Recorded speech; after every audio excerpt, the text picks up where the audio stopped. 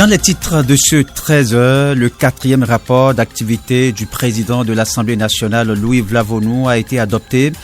Les 28 députés de l'opposition, eux, ont voté contre. Ce rapport rend compte des actions menées et de la gestion du Parlement pour la période du 1er avril au 30 septembre 2024. L'honorable Abibou Ouroukoubou sera dans ce 13h. Il justifie le choix de son parti.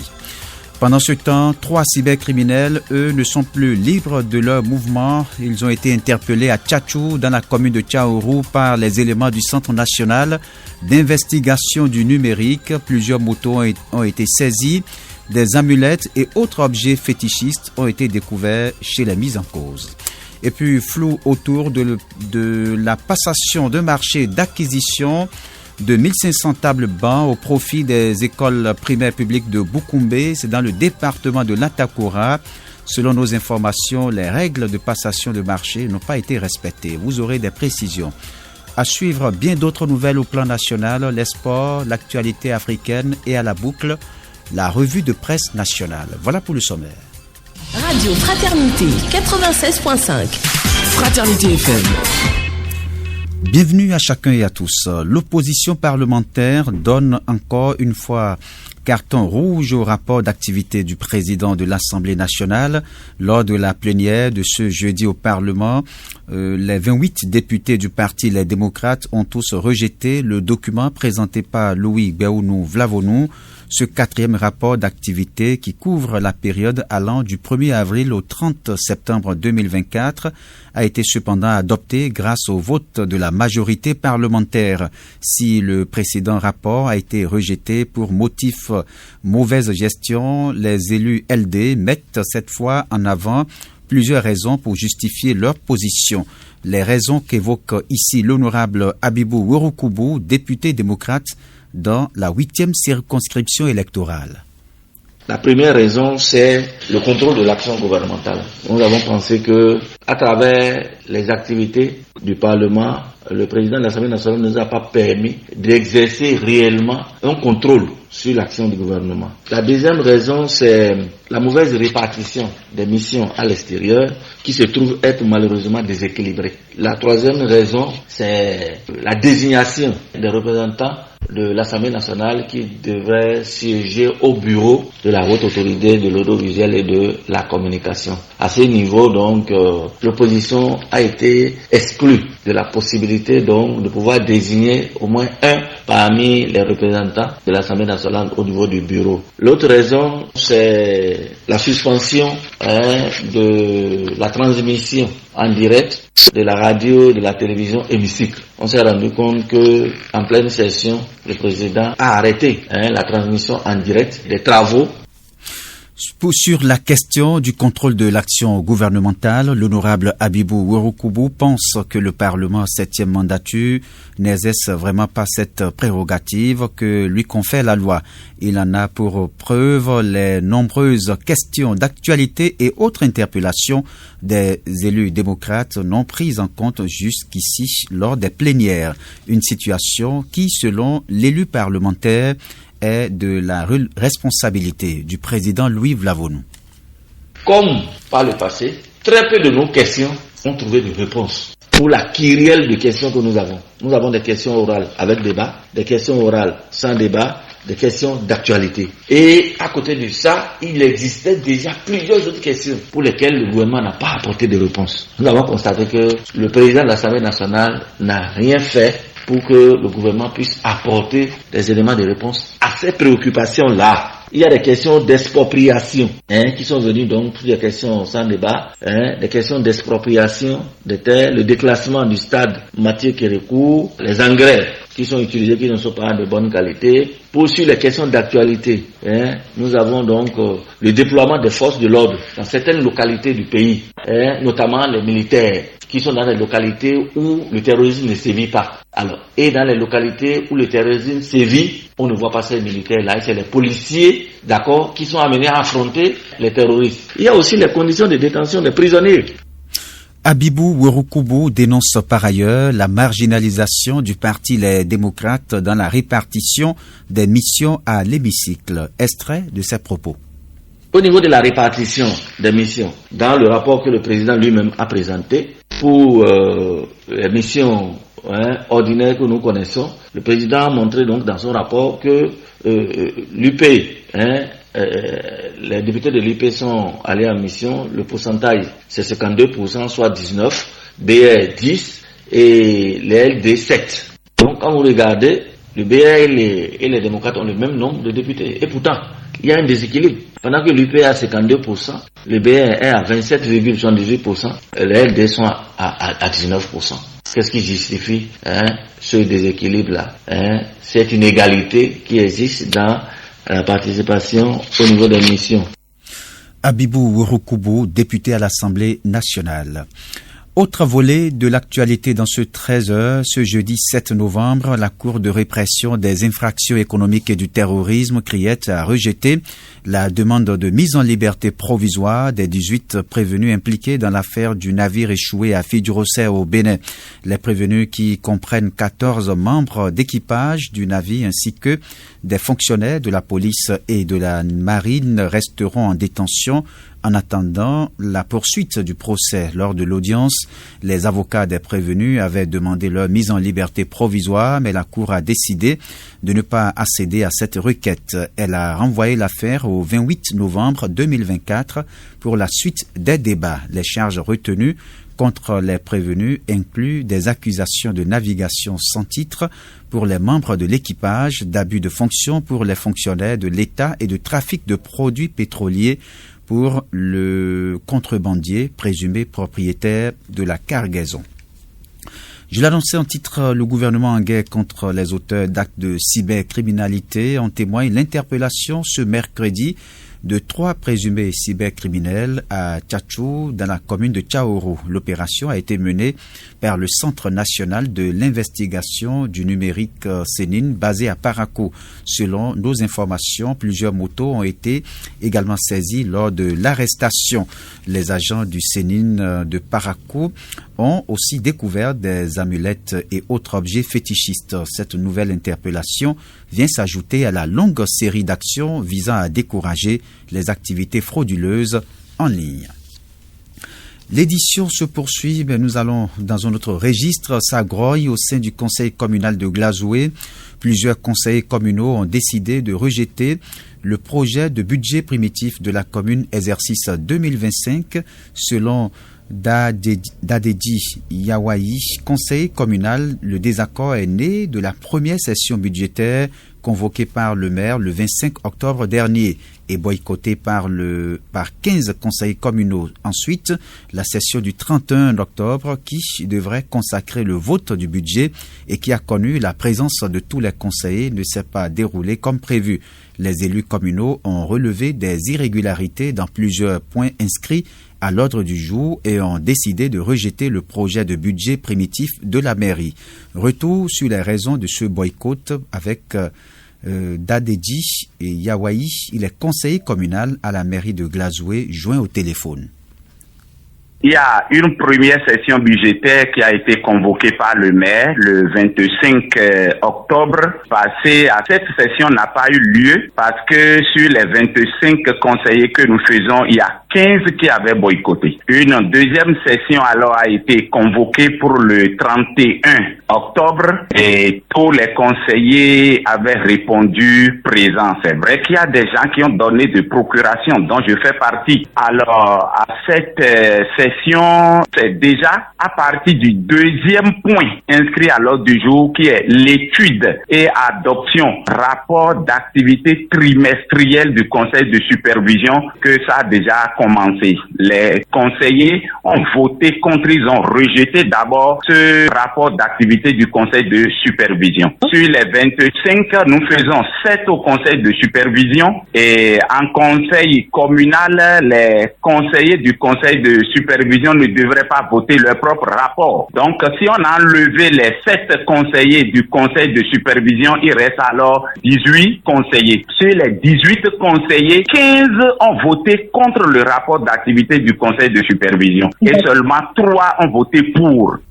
Selon l'élu communal, les procédures en prélude au vote du budget n'ont pas été respectées.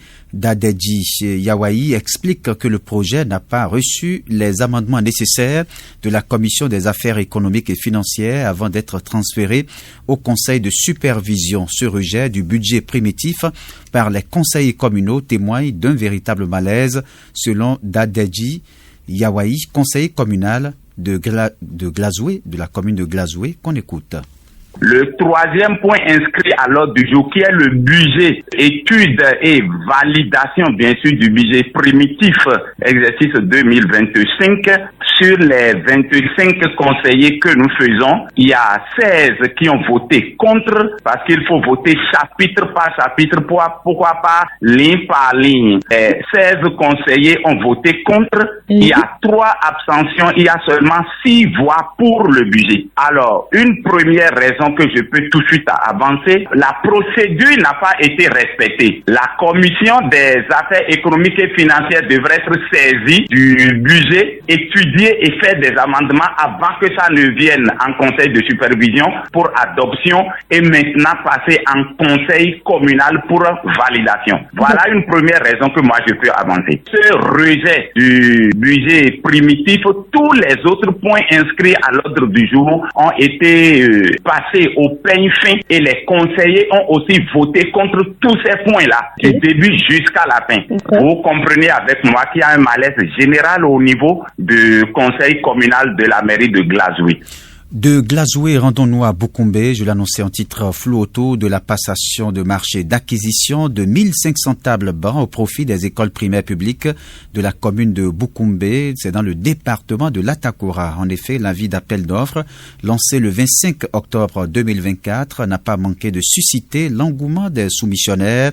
De sources crédibles joints par le matinal, des déplacements ont été effectués depuis des villes du septentrion pour retirer l'avis afin de postuler. Mais force est de constater que les soumissionnaires ont été renvoyés à lundi prochain au motif que les membres de l'administration ne sont pas présents alors que la date butoir pour postuler est fixée au mardi 19 novembre 2024. Face à cette situation, il est à craindre un retard dans le retrait de l'avis, toute chose qui porte atteinte aux règles de passation des marchés. Toutes nos tentatives pour joindre le maire de la commune Aldo Kwagou Nda pour comprendre les raisons de cette situation ont été vaines. La personne responsable des marchés publics de la commune est appelée à prendre ses responsabilités pour revoir le délai de soumission de ce avis. 13 heures passées de 13 minutes, on marque une coup de pause. Éducation pour poursuivre ce journal. Le bon déroulement d'un cours passe par une bonne préparation de la classe. C'est ce qu'on retient des propos de l'inspecteur pédagogique à la retraite Germain Lino. Pour lui, la préparation de la classe est un processus qui consiste à mettre en relation ou à combiner des données à partir des connaissances et techniques en vue de motiver les enfants, les amener à apprendre et comprendre une notion. La réussite de la préparation de la classe passe essentiellement par plusieurs étapes chez l'enseignant selon notre source. Il s'agit notamment de la préparation lointaine, immédiate ou encore mentale, comme l'explique l'inspecteur pédagogique à la retraite Germain Lino. Au cours de la préparation lointaine, l'enseignant cherche à comprendre les contenus notionnels enseignés, ce que le programme a prévu, et dans le guide, les orientations. Ensuite, il y a les cahiers d'activités et le manuel, les activités qui sont prévues là. Et enfin maintenant, l'enseignant doit collecter le matériel qu'il lui faut. La préparation immédiate, là, premièrement, il y a la préparation écrite. Alors, tout ce que j'ai lu dans les documents, tout ce que je connais et à travers mon expérience personnelle, ma culture pédagogique, ma culture générale, il y a la préparation mentale. Au fur et à mesure que je suis en train, en tant qu'enseignant, de faire la préparation écrite, alors je serai en train de mémoriser tout ce que je suis en train de faire pour ne pas chaque fois avoir à faire recours à la fille devant les enfants. Le respect de ces différentes étapes permet à l'enseignant de maîtriser son cours et de dispenser aisément les notions à ses apprenants. Au nombre des facteurs de bonne préparation de la classe au primaire figure aussi la disponibilité physique et morale de l'enseignant, la volonté, l'amour et le goût du travail bien fait. Et toutes ces étapes doivent être contrôlées par le directeur de l'école et un conseiller pédagogique, suivant les propos de l'inspecteur pédagogique à la retraite Germain Lino. Le premier contrôleur de cette préparation, c'est le directeur de l'école, sous lequel l'enseignant c'est lui qui contrôle sa préparation. Et il ne s'agit pas de compter le nombre de fiches. Non, dans un premier temps, le directeur lui-même est supposé être, je vais dire, plus pédagogique que son collaborateur. Lui l'a capitalisé déjà plusieurs expériences et plusieurs échecs. Donc, il connaît les programmes, il connaît les démarches disciplinaires, il sait ce à quoi l'enseignant doit s'en tenir et c'est en fonction de toutes ces données qu'il est directeur de l'école. En dehors du directeur, il y a le conseil pédagogique. Il y a le conseil pédagogique qui est là pour contrôler à la fois le travail de l'enseignant et le travail du directeur. Une brève avant les sports, retenez que le commissaire central de Parakou, le commissaire principal de police Léopold Egbé Kadja a été honoré pour son engagement et les services rendus à la nation béninoise en recevant la distinction de chevalier de l'ordre national du Bénin. La cérémonie de remise de la médaille a eu lieu jeudi 7 novembre 2024 dans la salle des fêtes des tours administratives à Cotonou. C'est le ministre de l'Intérieur et de la Sécurité publique Alassane Seydou, lui-même grand croix de l'ordre national du Bénin, qui a eu l'honneur de remettre cette distinction. Cet hommage vient s'ajouter aux nombreuses marques de reconnaissance que le commissaire central de police Egbé Kadja a reçues récemment. Nous allons poursuivre avec les sports.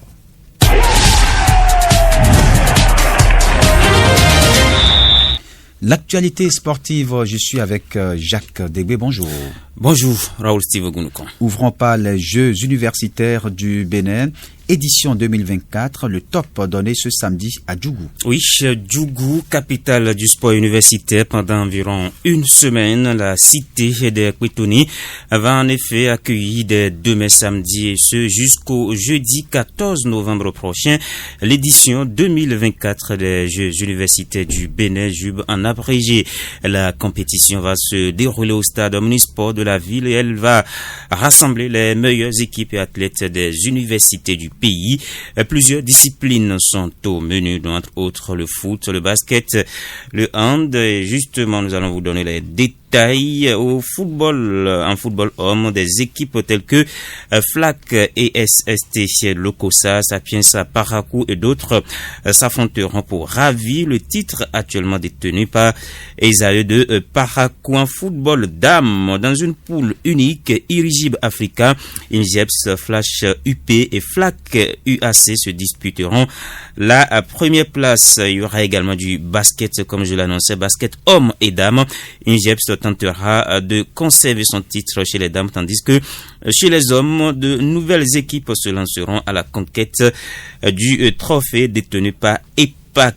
Du handball également, en hommes comme en dames, des équipes telles que Sapienza de Parakou, FLAC et Esae de Cotonou s'affronteront pour défendre leur titre et offrir un spectacle intense aux amateurs de handball, du volleyball hommes et dames, des formations de Flash UP, FASEG, FAST et SST, Lokosa et d'autres universités entreront en compétition pour décrocher la victoire. Les épreuves d'athlétisme rassemblant des jeunes talents de différentes universités promettent également des moments forts. Rendez-vous donc à Djougou du 9 au 14 novembre pour soutenir ces équipes et vibrer au rythme de cette cette compétition universitaire. Voilà.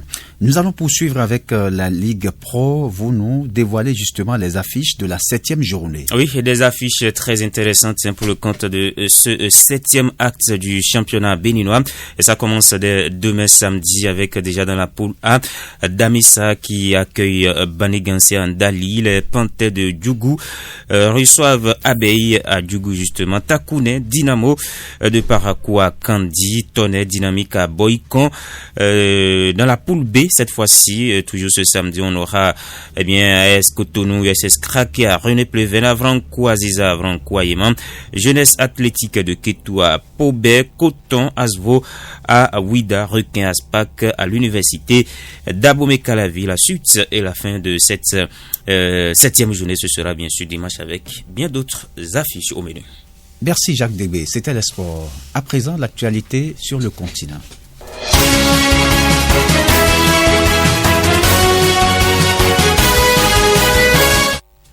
L'actualité africaine, je suis avec Cybèle Lessotan-Bigan. Bonjour. Bonjour à tous. On ouvre par le Mali, 6 bergers exécutés par Wagner près de Nara, c'est à la frontière avec la Mauritanie.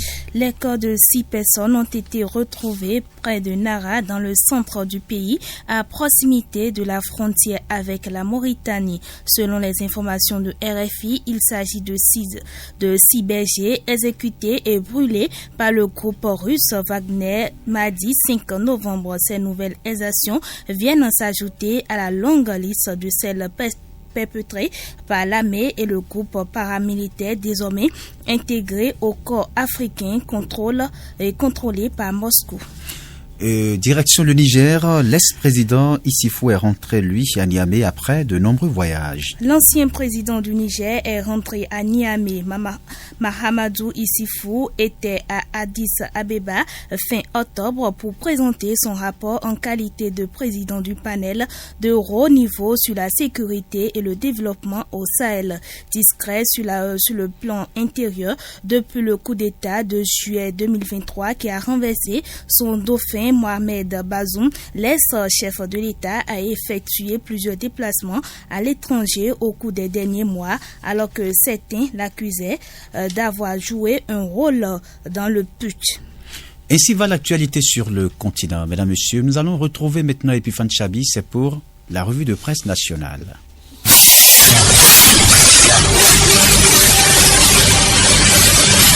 Bonjour à tous, bienvenue dans cette revue de presse. Le Bénin et le Canada ont annoncé ce jeudi 7 novembre l'ouverture d'une ambassade canadienne à Cotonou pour renforcer leurs liens de coopération. La Nouvelle Tribune, le matinal La Nation Matin Libre, le Soleil Bénin Info, le Télégramme Bénin Intelligent et bien d'autres publications en parlent précisent que cette décision rendue publique par le ministère des Affaires étrangères illustre l'attractivité croissante du Bénin sur la scène internationale ainsi que la reconnaissance des réformes mises en œuvre par le gouvernement béninois sous l'égide du président Patrice Talon. Cette nouvelle ambassade, selon Matin Libre, aura pour vocation de renforcer la coopération entre les deux pays dans plusieurs domaines stratégiques. L'ouverture de cette ambassade crée également, selon le Télégramme, de nouvelles perspectives pour les entreprises canadiennes désireuses d'investir au Bénin. Le Bénin, en raison de sa position stratégique en Afrique de l'Ouest, propose un environnement commercial attrayant ainsi que de nombreuses opportunités dans les domaines de l'agriculture, de l'industrie, des infrastructures et des services. Le Télégramme ajoute et précise que le Bénin et le Canada partagent des valeurs fondamentales telles que la démocratie, les droits de l'homme et la primauté du droit, et ce partenariat stratégique va permettre de renforcer ces valeurs communes et de contribuer à la stabilité et au développement de la région, concluent les publications. Et dans la suite de cette revue, 24 heures au Bénin, les 4 vérités, le Télégramme et bien d'autres publications font savoir que pour la succession de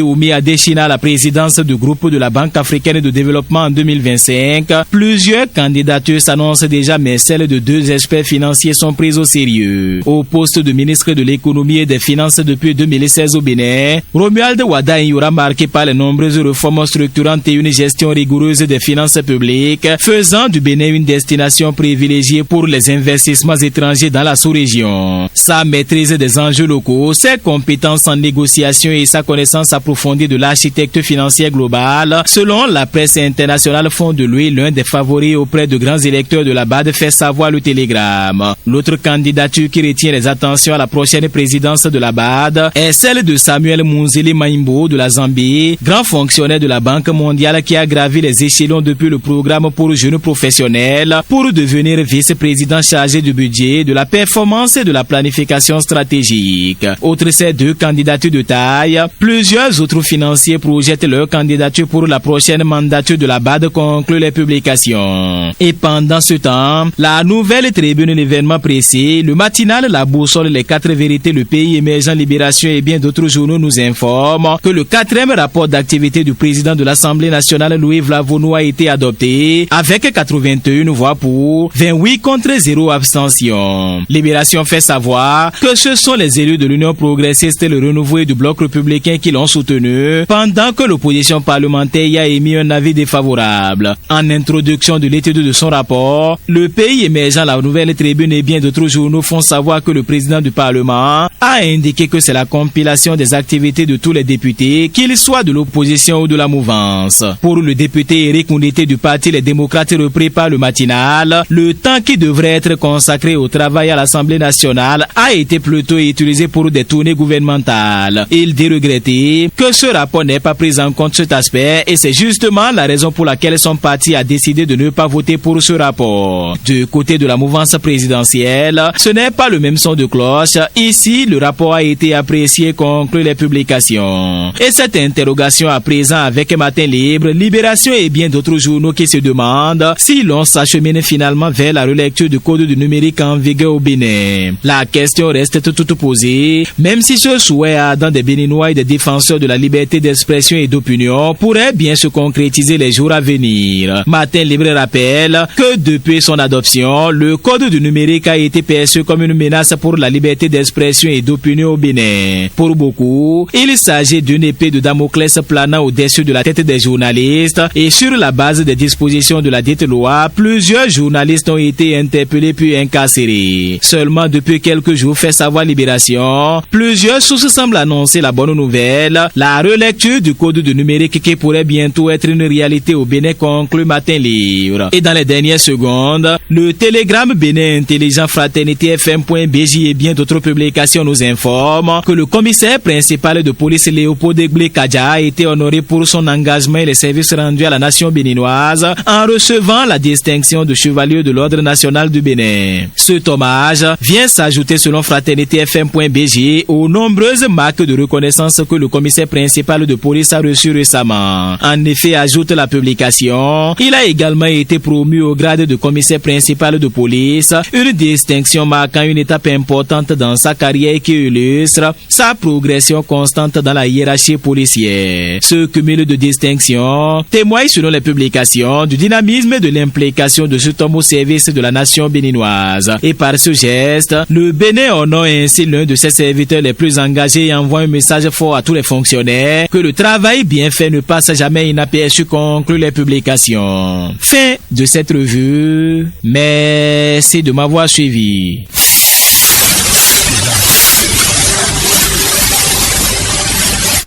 Mesdames, Messieurs, c'est également la fin de ce journal, mais retenez pour l'essentiel qu'on a parlé du 4e rapport d'activité du président de l'Assemblée nationale, Louis Vlavonu, qui a été adopté. Les 28 députés de l'opposition, eux, ont voté contre. Ce rapport rend compte justement des actions menées et de la gestion du Parlement béninois pour la période du 1er avril au 30 septembre 2024. L'honorable Abibou Ouroukoubou du Parti Les Démocrates a justifié dans ce 13h le choix de son parti. 3 cybercriminels, eux, ont été interpellés à Tchatchou, commune de Tchaourou, par les éléments du Centre national d'investigation du numérique. Plusieurs motos ont été saisies, des amulettes et autres objets fétichistes ont été découverts chez les mises en cause. Et puis flou autour de la passation du marché d'acquisition de 1500 tables bancs au profit des écoles primaires de Boukoumbe. C'est dans le département de l'Atakora. Selon nos informations, les règles de passation de marché n'ont pas été respectées. Ce sera tout pour ce journal. Retenez que c'est le duo Karine Djegui et Lydie Meou qui a assuré respectivement le contrôle de l'édition. et la manipulation technique. En direct, Raoul Steve Gounoucon. Merci de m'avoir suivi. C'était le journal sur Fraternité FM. Vous l'attendez, mais vous l'attendez, mais vous l'attendez, mais vous l'attendez.